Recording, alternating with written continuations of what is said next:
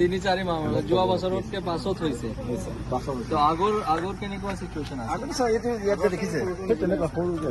সৰুকে আছিলে মানে পানী বাগৰি থাকে এঠো পানী বাটত প্ৰত্যেক বছৰে সোমাইছিলে।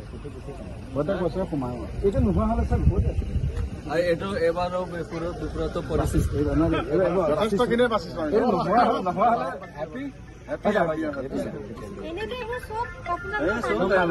पानी तलत মানুহ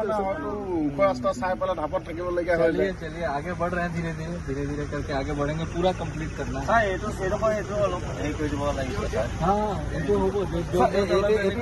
আমি এনে শুনা পাইছো যিলৈকে আমাৰ এই ডাঙৰ মাথাইটো কি আছিলে এইখিনি ৰাস্তাটো ওখ কৰিব বুলি কৈছে।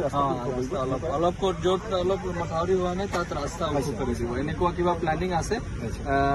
কিন্তু এবাৰ এইটো কিবা আমি কাম কৰিব পৰা নাছিলো। এইটো আমি পাছত কিবা যদি লাগে বেলেগ ধৰণৰ প্লেনিং কৰি পৰাই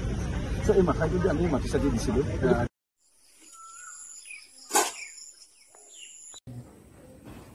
আমি পুনৰ আন এটা স্থানত উপস্থিত হৈছো। এখন টুলুঙা নাৱৰে সেই পৰিৱেশ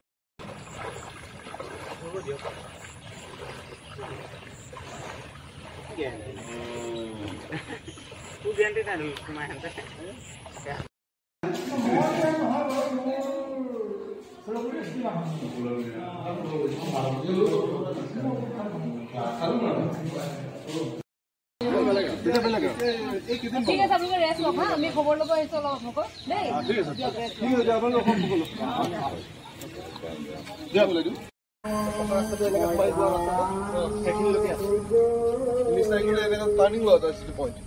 আপোনাৰ এই কালভাৰটো পাৰ হৈ গৈ পেলাই যে অকণমান আগলৈ যে এটা ছাগলী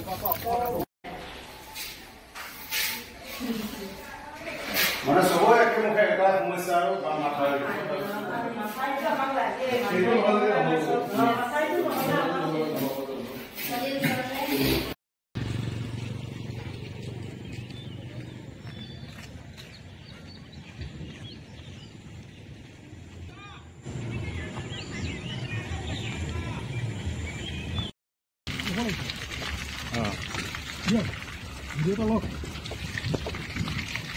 আৰু দিয়া নহয় এতিয়া কম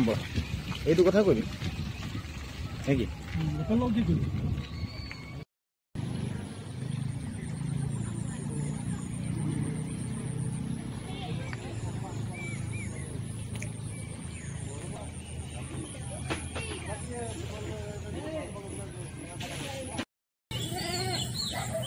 ভাল আছিলে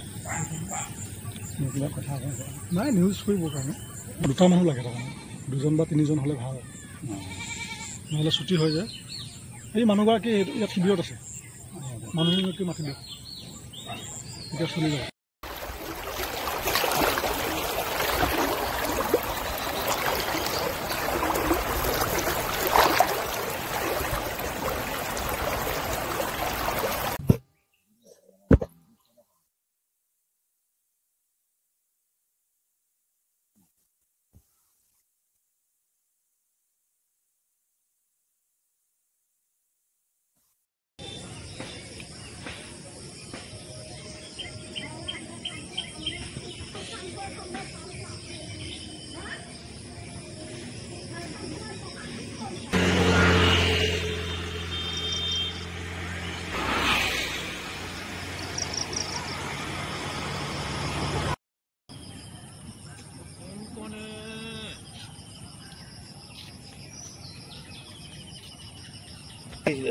কলগছে পাবলা পানী সোমালে মৰি মৰি যায় ঘৰলৈ মাৰিলে হয় তাৰমানে কলগছে পাবলা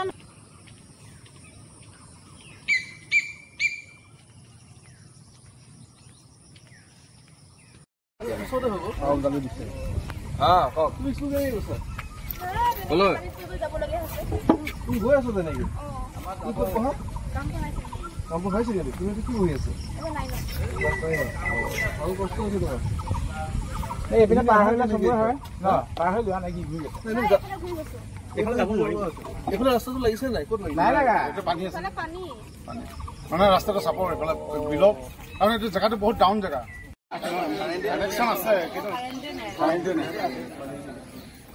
তললৈ আহিছে নে ডাউন ডাউন হৈছে বাচ্চাটো কেনেকে তাত গ'ল আপোনালোকে বাচ্চাকেইটা চাব হা ভালকে সেইফালে ওলাই যাব নিদিব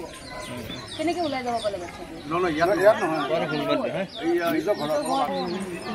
নহয় আকৌ দেখিছে সৰু ল'ৰা এটাই দেখিছে দেখি পেলাই কৈছে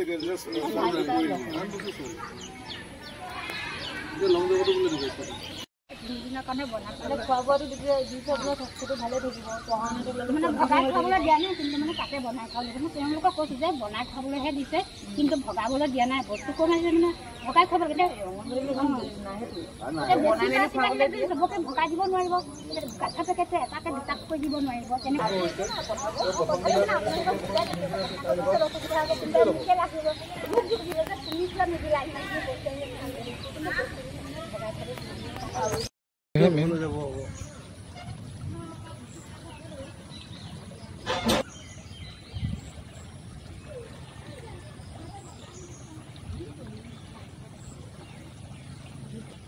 এইখিনি পিছল হ'ব দেই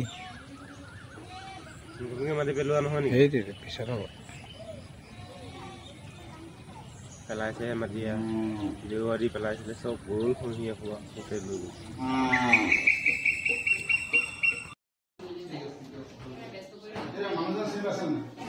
বাবুটো হি কৰিছে তেওঁলোকক চিনি পোৱা নাই এই আমাৰ ফুটবল বনিয়া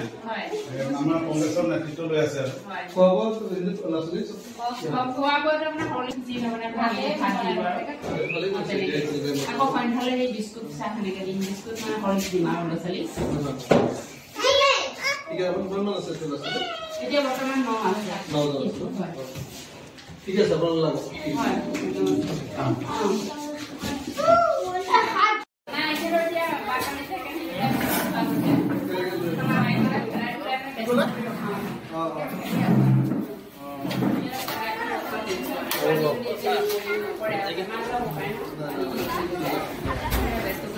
মানুহজন চিনি পাইছা নাই বাবুটো হি কৰিছে তেওঁলোকক চিনি পোৱা নাই এই আমাৰ ফুটবল বনিয়া আমাৰ কংগ্ৰেছৰ নেতৃত্ব লৈ আছে খোৱা বোৱা ল'ৰা ছোৱালী খোৱা বোৱাটো মানে হলিক ৰাতিপুৱা তাৰপিছত আকৌ ইয়াত চুজি হালোৱা দিলোঁ তাৰপিছত আকৌ খিচিৰি বনাবচোন খিচিৰি নবনাই ভাত দিব আকৌ সন্ধ্যালে বিস্কুট চাহ সেনেকে দিম বিস্কুট মানে হলিক দিম আৰু ল'ৰা ছোৱালী এতিয়া বৰ্তমান 9 আছে ঠিক আছে আপোনালোক বাইদেউ আহিছিলে বাইদেউ আহি পেলাই মানুহখিনিক আমাৰ নিৰ্ভৰতা দি গৈছে ভাল হৈছে আৰু কৈছে যে সৰু সৰু বাচ্চাবিলাক যদি পানী চানী আছে আপোনালোকে সাৱধান হ'ব আৰু মানে ইয়াত কোনো ধৰণৰ অপ্ৰীতিকৰ ঘটনাৰ যে সৃষ্টি নহয় সেই কথাটো তেওঁলোকে অৱগত কৰিছে আৰু যদিহে কিবা তাত মানে অসুবিধা আহে যে কিবা ইয়াত হেৰি হয় কিবা অসুবিধা থাকে তেতিয়া তেওঁলোকে কৈছে যে আমাক জনাব আমি তাৰ ব্যৱস্থা ৰাখিম এনেধৰণেই কথাখিনি কৈছে আৰু আহি মানুহখিনিৰ লগত কথা পাতি গৈছে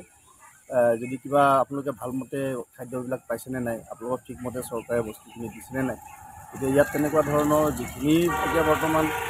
বিভাগীয় কৰ্তৃপক্ষই দিছে সেইখিনিকে ইতিমধ্যে অৱগত কৰা হৈছে আৰু সেইটো অৱশ্যে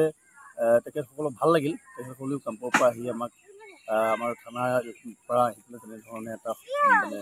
দিয়াৰ কাৰণে আমি ইয়াত নিকটৱৰ্তী মানুহ হিচাপে আমি ভাল পাইছোঁ আৰু বিশেষকৈ এনেধৰণৰ কথাবিলাক বিশেষকৈ বানপানীত এতিয়া আমাৰ বাঁহকাবাৰী উচ্চতৰ মাধ্যমিক বিদ্যালয়ত আমাৰ এতিয়া শিবিৰ হিচাপে যিসকল আছে আমাৰ প্ৰায় 70 ঘৰ 80 ঘৰ মানুহ হৈ গৈছে এই মানুহখিনি তাৰ বাদেওতো বাহিৰত যথেষ্ট মানুহে আছে আৰু এই যথেষ্ট মানুহখিনিও বানপানীত পীড়িতই কিন্তু এওঁলোকৰ এতিয়া বৰ্তমান যিটো মানে অৱস্থা এই অৱস্থাটো লক্ষ্য ৰাখি কিন্তু আমাৰ তৰফৰ পৰা এটা অনুৰোধ জনাম যে ইয়াৰ মানে যথোপযুক্ত ব্যৱস্থা কৰিব লাগে আৰু এই ব্যৱস্থাটো মূল উদ্দেশ্যটোৱে আমাৰ হ'ল বানপানী যদি আমি এনেকৈয়ে সদায় বানপানীয়ে থাকিব লাগিব যদি আমাৰ আগৰ মাথাউৰিটো যিটো কপিলি বান্ধ সেই বান্ধটো যদি আমাৰ ক্লিয়াৰ নহয় তেতিয়াহ'লে আমি সদায় বছৰ ধৰি একেটাই কৰিব লাগিব আৰু সেয়েহে আমি অনুৰোধ জনাম আমাৰ এইখিনি সুবিধাতে যে অসম চৰকাৰে যেন ইয়াৰ বাবে আমাৰ ব্যৱস্থা গ্ৰহণ কৰে নহ'লে এই ধংটো আমাৰ সদায় থাকিব আমি সদায় এটা শিবিৰলৈ আহিব লাগিব কিবা চৰকাৰে কিবা দিব আমি সেই আস্ফাল থাকিব লাগিব এনেধৰণৰ কামবিলাক গতিকে ক্ষুদ্ৰ স্বাৰ্থত ত্যাগ কৰি যদি আমি আমাৰ অন্ততঃ মাথাউৰিটো হৈ যায় এই মাথাউৰিটো হৈ গ'লে মানে আমাৰ কাৰণে যথেষ্ট কৰা হ'ব আৰু লাগিলে আমাৰ অনুৰোধ কিবা কিবি এইবিলাকতো আমাৰ কাৰণে ইমান এটা গ্ৰহণযোগ্য কথা নহয় যদিহে আমাৰ সেই বস্তুটো হৈ যায় আমাৰ ৰাইজ সন্তোষ আৰু হ'ব আৰু খেতি বাতিৰ ক্ষেত্ৰত যথেষ্ট মানুহখিনি লাভৱান হ'ব। আৰু এতিয়া এই বড়ো ছিজনত যথেষ্টভাৱে আমাৰ ইয়াত খেতিয়কসকল মানে ডুবি গৈছে। কিয় গৈছে? বহুত মানে বহুত ধৰণৰ খেতি কৰিছে বা তেওঁলোকে যিখিনি ধান কৰিলে সেইখিনি সময়ত উঠাই আনিব নোৱাৰাৰ কাৰণে আজি সেইখিনি মানুহ বহুত পিছ পৰি গ'ল বা আমাৰ যিখিনি কৰ্মী হিচাপে থাকে তেওঁলোকে কাম কৰিবৰ কাৰণেও যথেষ্ট বা সময় নাপালে। গতিকে আমি অনুৰোধ জনাম যে আমাৰ এই যিটো পানীৰ যিটো সমস্যা, এই সমস্যাটো আমাৰ অসম চৰকাৰ তথা আমাৰ মুখ্যমন্ত্ৰী মহোদয় বা তথা গড়কাপ্তানি বিভাগৰ মন্ত্ৰী মহোদয় সম্বন্ধিতে সকলোকে আমি অনুৰোধ জনাম যে আমাৰ যিটো বান্ধ, বিশেষকৈ আমাৰ কপিলি যিটো মানে মাথাউৰি বান্ধৰ ব্যৱস্থা যদি সঠিকভাৱে কৰে তেতিয়া নিশ্চয় আমি নিৰাপদ বুলি আমি আশা ৰাখিছোঁ। আৰু এনেধৰণে আমি আজি শিবিৰত থাকি আমি কোনো কাৰণত ভাল পোৱা নাই। গতিকে এই ব্যৱস্থাটো আপোনালোকে আমাক গ্ৰহণ কৰক, আমি অনুৰোধ জনাইছোঁ।